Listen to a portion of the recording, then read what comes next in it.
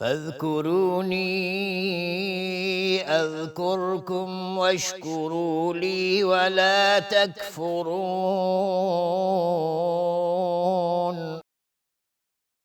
پس به یاد من باشید تا به یاد شما باشم و شکر مرا گویید و کفران نکنید.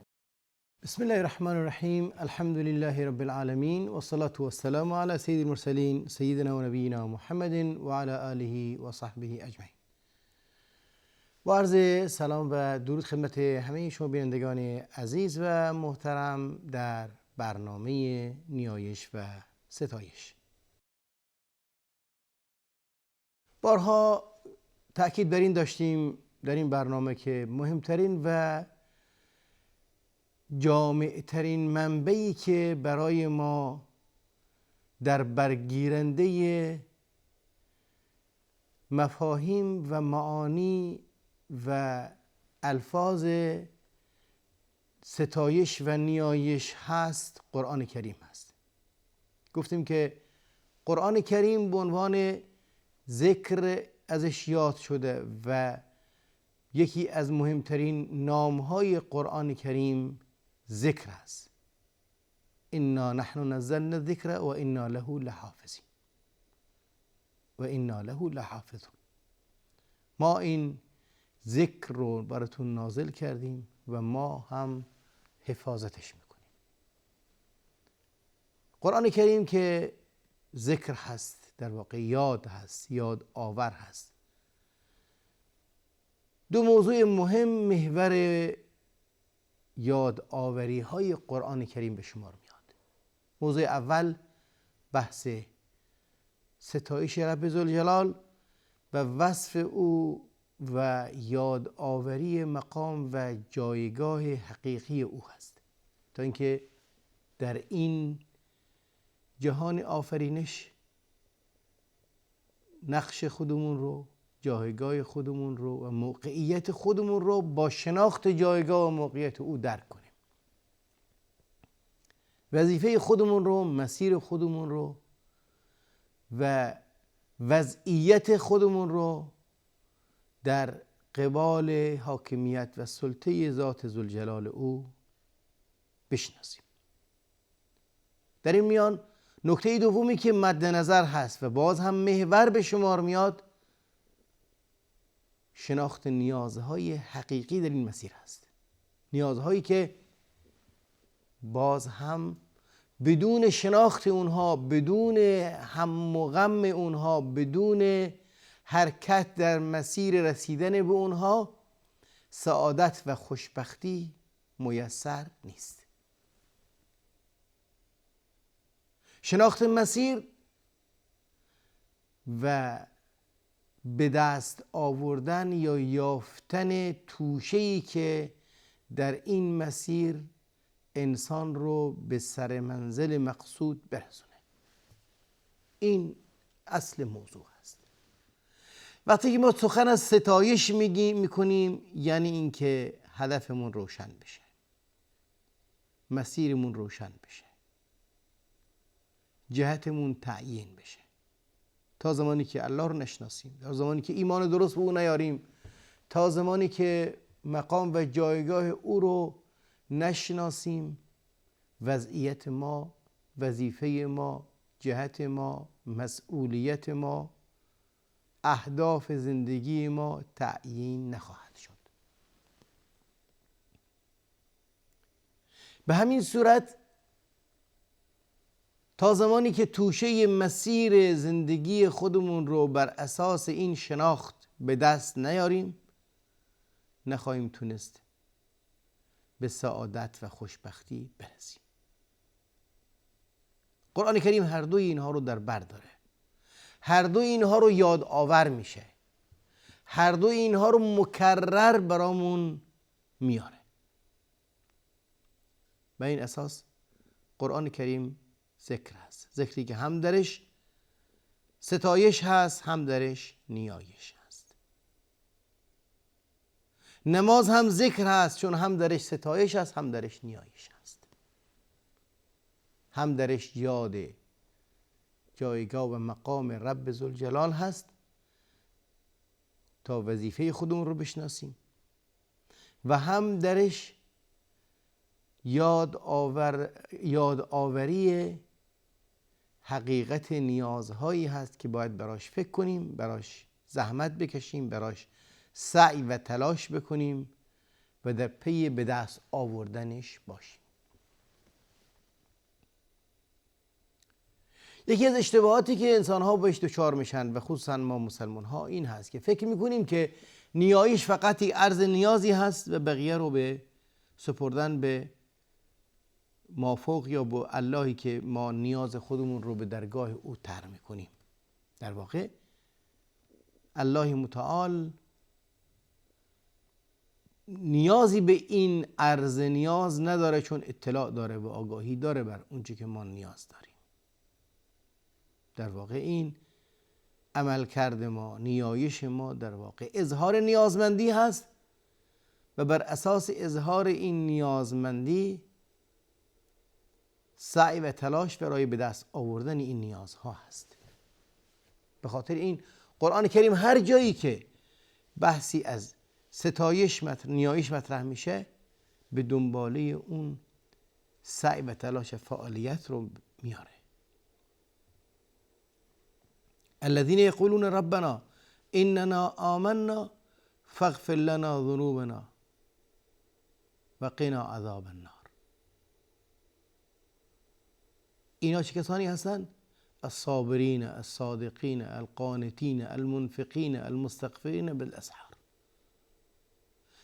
این سخن کافی نیست که بگه ربنا اغفر لنا ذنوبنا. این جمله اهمیت خاصی داره برای اینکه ما به این موضوع اهمیت در زندگی خودمون بدیم برای رسیدن به این موضوع.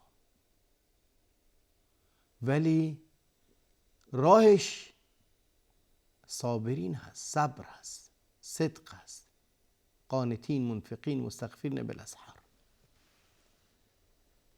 قرآن کریم همونطوری که از ابتدا که آیه سوره فاتحه رو با هم بررسی کردیم ترکیبی بود از نیایش و ستایش، ذکری کامل و جامعی که مسیر راهمون رو روشن میکنه، هدفمون رو تعیین میکنه، باش معرفی پروردگار متعال. خاتمه قرآن کریم هم عیناً این مطلب رو در بر داره، با سوره های کوتاه، با مختصرترین الفاظ و جامعترین ترکیب ها و تعبیرهایی که موعظه رو با خودش همراه داره. سوره اخلاص یکی از جامعترین سوره هایی که درش ستایش رب ذوالجلال هست. قل هو الله احد الله الصمد لم یلد ولم یولد ولم یکن له کفوا احد. در زندگی جاذبه های زیادی وجود داره، افکار و اندیشه های مختلفی وجود داره، مؤثرات زیادی روی انسان تأثیر میذاره، سلطه های زیادی خودش رو به نمایش در میاره، امور زیادی انسان رو به خودش مشغول میکنه، مطالب و مسائل زیادی اهمیت و عظمت رو در ذهن ما ایجاد میکنه. اما وقتی که بگیم قل هو الله احد، اینجا یکتایی او طوری ترسیم میشه که هیچ موجودی نباید به هیچ نحوی جایگاه و مقام او رو بگیره، جانشینی اون رو به دست بیاره. شایسته نیست. احدی که ثانی اثنین نداره. الفاظ عددی 1 2 3 4 این الفاظ تکثر داره، یعنی از یک شروع میشه و میره تا بی نهایت. اما تنها لفظ عددی که کثرت درش وارد نمیشه احد هست، یکتا. یک نیست، یکتا هست، یعنی بدون هیچ گونه همتا. این یکتا، این بی همتا، همه به او نیازمند هستم و او از همه بی نیاز هست. صمد موجودی هست که همه به او وابسته هستند و او به هیچ کسی وابسته نیست، به هیچ موجودی وابستگی نداره. تمام جهان، تمام آفرینش، تمام ذرات این جهان آفرینش به او دلبسته و وابسته هستند و به او به هیچ موجودی وابسته نیست. این احد در ذات خودش هم احد هست. لم یلد و لم یولد. نه مثل خودش رو ایجاد میکنه، نه ولادت میکنه و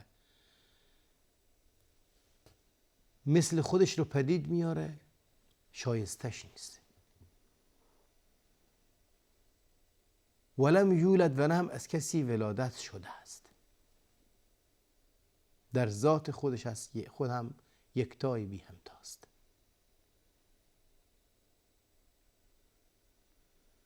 تمام صفاتی که ما براش قائل هستیم، تمام مقام و جایگاهی که براش ما قائل هستیم، به هیچ عنوان تشابهی با مخلوق نداره. ولم یکن له کفوا احد. هیچ احدی هم با او برابر نیست. سمیع هست ولی مثل ما سمیع نیست، شنوا هست. ما شنوایی ما وسیله برای یافتن هست، برای کسب معلومات هست، ولی او در ذات خودش سمیع هست و علیم هم هست. هیچ چیزی ازش مخفی نیست، ولی نه به خاطر اینکه علم دست بیاد، در ذات خودش علیم هست. هیچ اتفاقی نمیفته مگر با زیر نظر او.